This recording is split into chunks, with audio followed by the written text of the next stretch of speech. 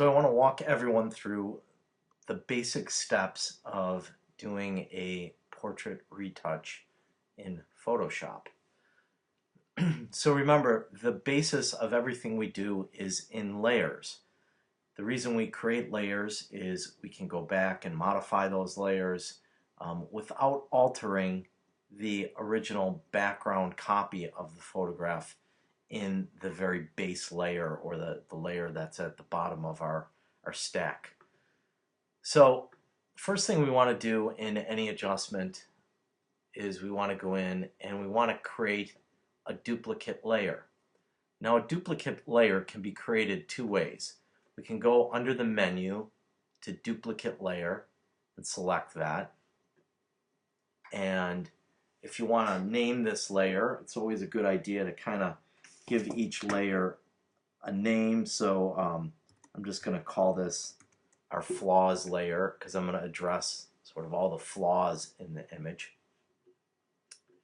Now I'm going to just discard that layer a second, and I'll show you the other way you can create a layer is we just click on the layer and drag it down to this little piece of folded paper and release it, and when you do that, it again creates a layer copy. So that's a duplicate layer, and then we can again just click on that and type in flaws.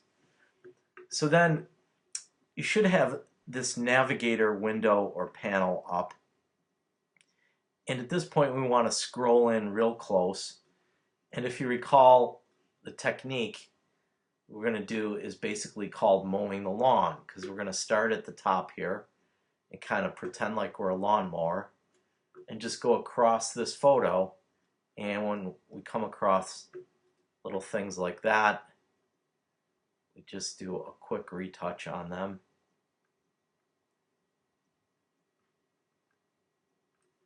So in this instance I'm just doing the patch tool, drawing a circle or a selection around the flaw, and then just dragging it to an area of good background, and in this case it cleans that up. So you can see all these little imager spots is what those things are that we're grabbing. And this is pretty much normal. After you use your digital camera for a while, it's going to start to get imager spots on it like that. That's just dust that's being attracted to the imager because it's electric and there's static electricity in there.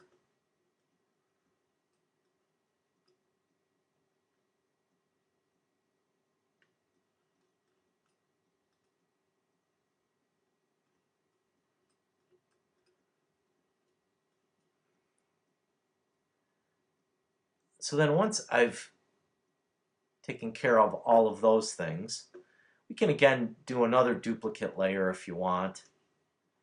I'm going to call this one. You kind of got to click on it. I'm going to call this the face. And on her face, again, we're going to go in and kind of work some of these areas. For example, the lines underneath her eyes. And so again, I've got the patch tool. Just draw a circle around it, and then just drop it down below where the skin doesn't have any wrinkles and release it. Now the problem here is that it blended in nicely, but almost too nicely. So we want the retouch to look realistic. So what we do is go underneath Edit, and we're basically going to fade that patch selection. And once you select the fade tool, just drop it, and you can see as I drop this, probably around 50% or so, we get a nice mix of reducing that wrinkle but also blending it in nicely, so it's less noticeable, but it's still there. Again, we can do the same technique with this eye here also. Whoops. And Again, fade patch selection.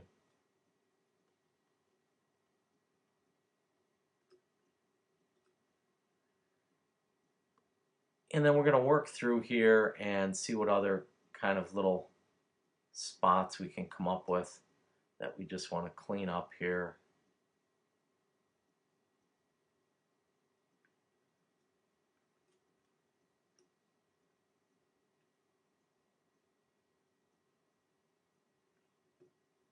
Sometimes we get some wrinkles in the neck that, again, pretty easy to clean up with this tool.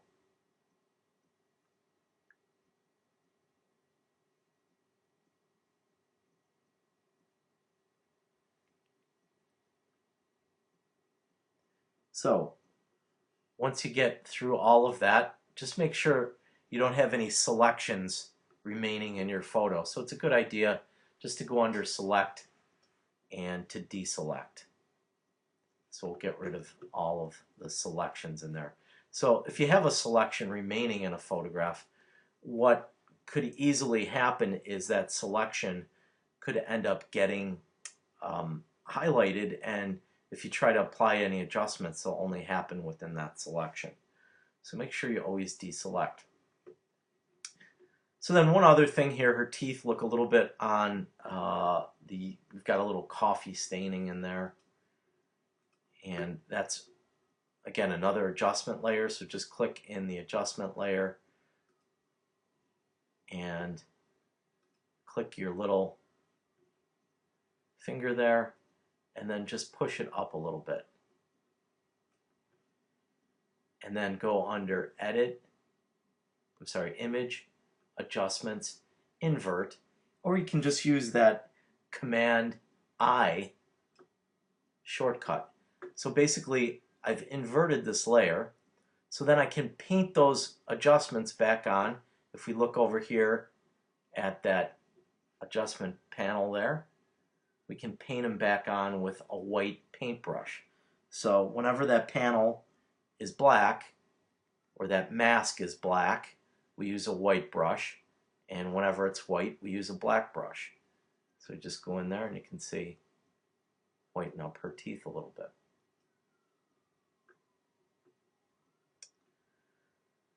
So then our next challenge here is we want to do some adjustments on our background. So we can just take this face layer again and do 2 copies of it. And the first one, here's the key. We're going to switch that to lighten. And then I'm going to rename that layer. I'm going to call it light and soft. The reason I'm calling it light and soft is I'm going to soften up her skin, but for this layer we're just going to be working in the light tones of the photograph. And in this one, I'm going to change that blending mode to darken. See, again, just this is a pull down up here, just to darken, and then click on that and we'll call it darken soft.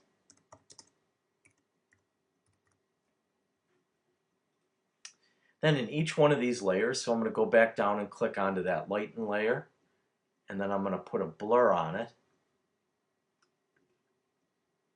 So we go down to filters, surface blur, and we want to have a radius and a threshold somewhere in the middle 30s on that. And it'll take a second or two because this is a pretty memory intensive filter that we're putting on there. And you'll notice when I put this filter on, nothing happens because it's sitting behind a layer. Now if I turn this layer off, we can see all the spots that image is blurry in. And then we go up to now click on the darken soft layer. In the same way, we're going to put another surface blur filter on there.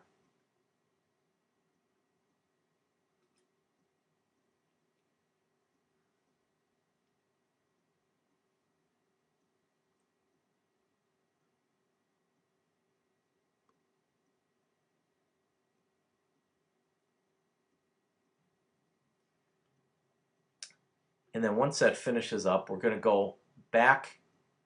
Well, first of all, we're going to turn off this layer. We'll turn off this top layer just by clicking on this eyeball. And then we're going to click on the lighten soft layer. I'm just going to go down to my navigator here so I get a bigger shot of her. So you can see there's softness being put into this photo in all of the light areas. So what we want to do is basically put a mask on this and then paint off that mask in areas that have sharp details on it, like her hair and her eyes, her eyebrows, her nose, her mouth, and so forth. So I click on it. You see, this is our layers mask button. I click on that, and our layer mask is white. So we know we can go over and pick a black brush, and I'm going to make this brush a lot bigger, and I'm just going to go over the big areas, like her sweater and her hair here. If you notice as I go across it, that softening goes away. And then I'm going to go to a little bit smaller brush, and I'm going to paint over some smaller details, and an even smaller brush. We'll paint over her eyes, and notice how they get sharper, the eyebrows, the nose, sort of the smile lines, I guess we'd call that, her mouth, and then her jawline.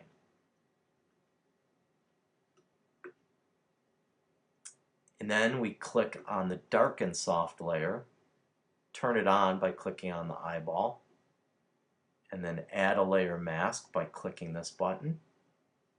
And then we're just going to do the same exact thing.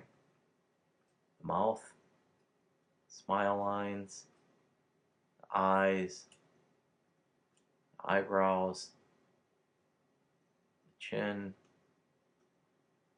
the pearls. Grab a bigger brush here, paint over the sweater.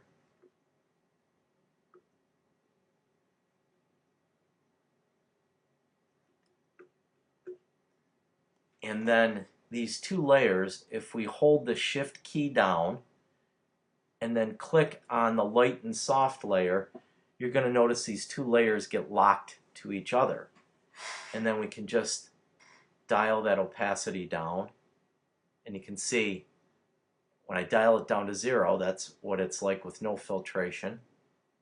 And usually these filters work really good somewhere in the 30 to 45 range. So right in about there, I think that softens up her skin nicely. You know, if we go too far, we start going up to 80 and 90, the skin looks just too fake and too phony. So I'm just going to kind of leave it at about 39% there, and we've pretty much finished our retouch. Now, of course, you want to go in and do a save as on this,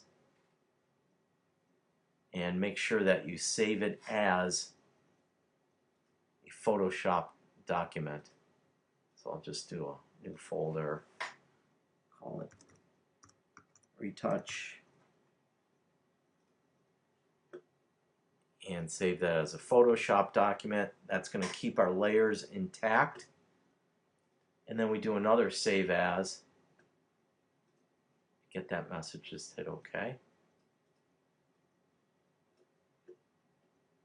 And in this case, we would just want to change that down to a JPEG rather than a Photoshop document. So we'll have two copies of this retouched image. One with the layers still in it, in the Photoshop document, and then the JPEG that is going to flatten that image out with no layers. I want to save it to the maximum file size. Hit OK. And you are done.